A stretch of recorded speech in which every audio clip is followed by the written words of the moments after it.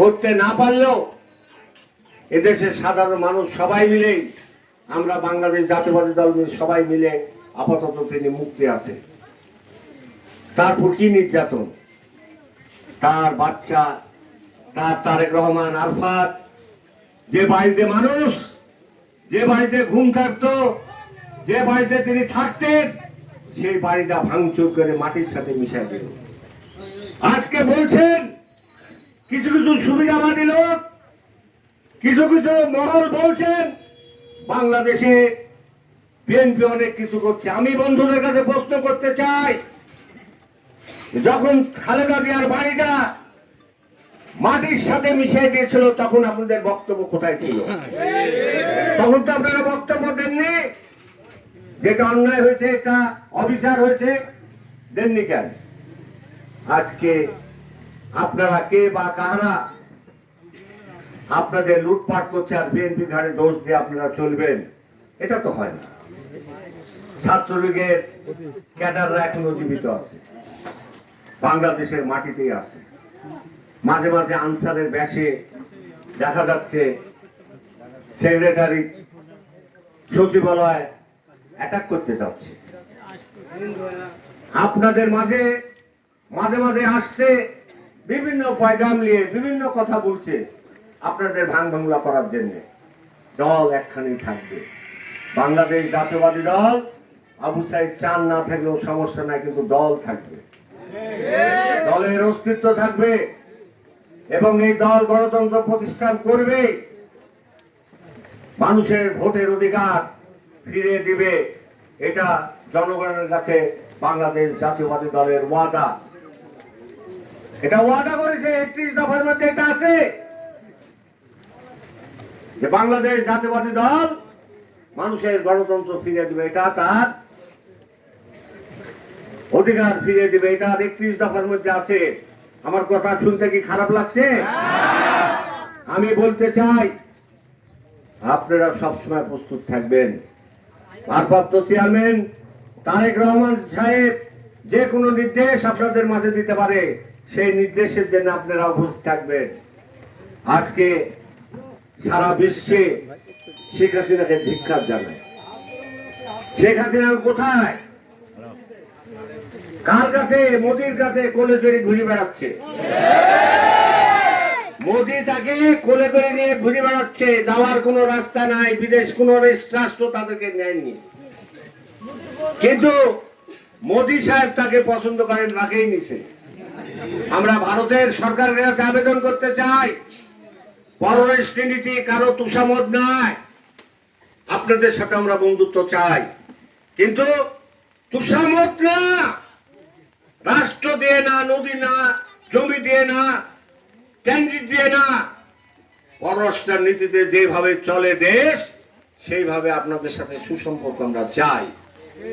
কিন্তু আমরা দেখছি গণহত্যার নায়িকা শেখ হাসিনাকে আপনি আশ্রয় দিচ্ছেন, 1000-এর বেশি লোককে মারিছে, আর গুম খুম হত্যা বাংলাদেশ জাতীয়বাদী দল ছাড়া সমস্ত মানুষের। ওর বাপ 30,000 মারিছিল, উনিও প্রায় কাছাকাছি চলে গেছে। শেখ মুজিব 30,000 মারিছিল, আর সেও কাছাকাছি চলে গেছে। অতএব এই গণহত্যার বিচার হতে হবে। আমরা এই বীরগঞ্জ থেকে আওয়াজ তুলতে চাই, শেখ হাসিনাকে ফাঁসির কাস্টডিতে ঝুলাতে হবে। যত গণহত্যা করেছে শেখ হাসিনা তার বিচার হতে হবে এবং তাকে গণহত্যার দায়ে বিচারের মাধ্যমে তাকে ফাঁসি দিতে হবে। তার রক্ষা নাই, রক্ষা করার সুযোগ নাই। এত মানুষকে মারেছে, সেদিনকে 6 বছর 7 বছরের শিশু আপনারা দেখেননি গণহত্যা মারা গেছে তার নেতৃত্বে। সেদিন যেদিনকে যায় তিনি পালায়, সেদিনকে আর্মি চিফকে বলছে যে পুলিশ গুলি করতে পারে, আপনারা পারেন না কেন? কত বড় উদ্ধতন কথা। আর সবকে নিয়ে যায় আয়না ঘরে, গুম খুম করছে, হাড় উল্টা পাওয়া গেছে, কাকু নদীতে ফেলে। আমাদের ইলিয়াসকে সাগরে ভাসিয়ে দিয়েছে, সাগরে ভাসিয়ে দিয়েছে আমাদের ইলিয়াস ভাইকে। জনপ্রিয় লোক ছিল, জনপ্রিয় বাংলাদেশ জাতীয়বাদী দলের একজন নেতা ছিল, তাকে গুম হুম করে তাকে নদীতে ভাসায় দেওয়া হলো। বন্ধুরা আমার, এগুলোর বিচার চান না? এগুলার বিচার বাংলার মাটিতে হতে হবে। এই বিচারের ব্যাপারে কোনো আপোষ হবে না। আপনারা ইতিমধ্যে শুনেছেন আপনার নেতারা 15ই সেপ্টেম্বর বাংলাদেশ জাতীয়বাদী দলের 8টা বিভাগে গণ মিছিল ডাক দিচ্ছে। সেই গণমিছিলে আপনাদেরকে সাড়া দিতে হবে। আপনারা যাবেন, আমি যতটুকু পারি গাড়ির ব্যবস্থা করছি, বাকিটা আপনারা করবেন এবং সব লোককে নিয়ে যাবেন ইনশাল্লাহ। নাকি কালকে যাবেন না আপনারা? ইনশাল্লাহ আপনারা যাবেন কাল সবাই। আমরা থাকবো মিছিলে। আর মিছিলটা যাতে 2:30টার মধ্যে পৌঁছে। বাড়িতে আমার ভাবিদেরকে বলবেন যে বেলা 1টার মধ্যে ভাত খাওয়া আমার রেডি করে দাও। আমরা গণতন্ত্রের জন্য লড়াই করতে যাচ্ছি। নাকি যুদ্ধের কাজ তো শেষ, এখন গণতন্ত্র রক্ষা করার জন্য আমরা যাচ্ছি। ভাত খাওয়ার 3টা পর্যন্ত আমার সময় নাই। ভালো করে ভাবিদেরকে বলে দিবেন যে 1টার সময় খাওয়া দাওয়া রেডি করে দাও, আমরা গণতন্ত্রের জন্য যাচ্ছি। বলবেন যে আমার ভাত হয়নি, এসব কথা শোনা যাবে না। 1টা 1:30টার মধ্যে বাড়ি থেকে বাড়াই যাবেন, আর 2:30 3টার মধ্যে আলুপট্টির মোড়ে বসবেন। আমার কথা বুঝতে পারলেন? আমি অনেক জায়গায় যাব, আমার সময় খুব কম। আপনারা শুধু আমার কথাটা ফলো করেন। আর র্যাবের বিরুদ্ধে, র্যাবের যা বলার দরকার সেটা আমি বলবো ইনশাল্লাহ। আরেকটা কথা আপনাকে বলে যাই, চারঘাট বাগার মানুষের আশা করে রাজশাহী জেলা বেশি। রাজশাহী জেলার আশা প্রাপ্য বেশি চারঘাট বাগারপুর মানুষের। কারণ এই চারঘাট বাগার মানুষ এই 17 বছর, আমার 5 বছরের জীবনে এই চারঘাট বাগার মানুষ বাংলাদেশ জাতীয়বাদী দল রাজশাহী শাখাকে জ্যান্ত করেছে, তাজা করেছে। মৃত্যু বাংলাদেশ জাতীয়বাদী দলকে একটা জায়গায় নিয়ে বসেছে। রাজশাহী শহরে আনাচে কানাচে, গলি রাজপথে সব জায়গায় চারঘাট বাগার লোক অবস্থান করছিল। সেটাকে কালকে আবার প্রমাণ করতে হবে। আপনারা সেটাকে প্রমাণ করেন। দায়িত্ব আপনাদের, আমি অনুরোধ করছি। আর এই কেস যেটা আছে, এই জামিন টামিন যা লাগে আমরা করবো, আপনারা কোনো পয়সা করে খরচ করবেন না। যত খরচ লাগে আমরা করবো, আপনারা করবেন না। তবে আরেকটা অনুরোধ থাকলো, কোন মাদক ব্যবসায়ীকে আপনারা ছাড় দিবেন না। মাদকের সাথে বাংলাদেশ জাতীয়বাদী দলের কোনো আপোষ হবে না। প্রশাসন যদি কাজ করতে চায়, মাদক ব্যবসায়ী যারা, তাদেরকে ধরুক, আমাদের আপত্তি নাই।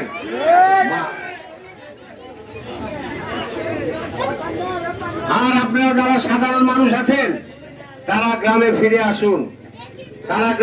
আসুন। তারপরেও যদি অ্যারেস্ট করে পুলিশ বা র্যাব, সেটা ইনশাল্লাহ দেখা যাবে। সেটা আইনের মাধ্যমে আমরা মোকাবেলা করব। আপনারা বাড়ি ছেড়ে কেউ কোথাও থাকেন না, আমার মা বোনেরা যে যেখানে থাকুন, আপনারা বাড়িতে আসুন, সংসার করুন, কাজ কাম করুন, বাকিটা আমাদেরকে করতে দেন। আমরা আসছি। আমি এই চারঘাট বাগাত মনে করছিলাম কোনো প্রোগ্রাম করবো না, কিন্তু এত বড় একটা ঘটনা আমার কাছে খুব কষ্ট লাগছে। আমার দুনিয়ার কাজ ফেলি, কিন্তু আমি রাজশাহী গেছিলাম, সারাদিন রাজশাহী 3:30টা পর্যন্ত ছিলাম। তারপরে এদেরকে দায়িত্ব দিয়ে আসলাম, ম্যাজিস্ট্রেট সাহেব বসলে ইনশাল্লাহ জামিন হতো আমার ধারণা। তবে যাই হোক, আপনারা কালকে যাবেন তো ইনশাল্লাহ? যাবেন তো নাকি? ইনশাল্লাহ আপনারা সবাই যাবেন।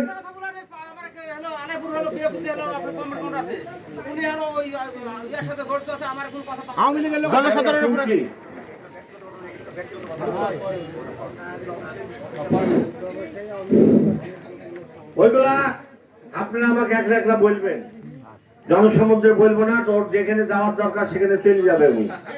হ্যাঁ, অনেকে বলছে স্যারের বিরুদ্ধে কিছু বলে না, বলবো না। আল্লাহ তোর বিচার করে দিচ্ছে। 3টা না 4টা বইয়ের মধ্যে একটাও নাই কাছে। বইরাও ছেড়ে দিছে। কত অসহায় অবস্থা, তাতে আল্লাহ কোথায় আছে কি অবস্থা আছে জানি না। ওর বইরাও ওর কাছে নাই, বইরাও পালা চলে গেছে যে না এরকম লোক তারা স্বামীর কাছে থাকবো না। কারণ আপনারা জানেন না, শাহরিয়ার বাপ একটা পিয়ন ছিল, রেলের একটা পিয়ন ছিল, এবং সেই পিয়নের ছেলে, একটা পিয়নের ছেলে, কেরানির ছেলে, তার একটা বাড়ি ছিল, সে হাজার হাজার কোটি টাকা কিভাবে লুট করলো। সব জায়গায়, খালি ঠাকুরগানা, বাগমারা, গোদাগাড়ি, সব জায়গায় তার জমি। আমরা জানি এগুলোর ইতিহাস, সাংবাদিকরা সমস্ত রিপোর্ট দিছে। আপনাদের কাছে শুধু বলতে চাই, এর বিচার বাংলার মাটিতে হবে। আর খালি বিচারই হবে না, পিঠের চামড়াও থাকবে না। আমরা তো পালাইনি দেশ থেকে, এত অত্যাচার, জুলুম, নির্যাতন আমাদের করেছে, আমরা তো পালাই নাই। আমেরিকার বন্ধুদেরকে বলতে চাই, কোথায় আপনার শাহরিয়া? এসে মোকাবেলা করতে বলে। সব থাকলে মোকাবেলা করার মতো সৎ সাহস থাকলে আসতে কর। আমাদের উপরে এত ঝড়, জুলুম, অত্যাচার, নির্যাতন হয়েছে, আমার নেতা খালেদা জিয়া দেশ থেকে পালায়নি। আমাদের কোন নেতাই দেশ থেকে পালায়নি, তারা দেশে অবস্থান করছিল। আপনারা পালালেন কেন? কারণ আপনারা এই দেশে দুর্নীতি করেছেন, অত্যাচার করেছেন, জুলুম করেছেন।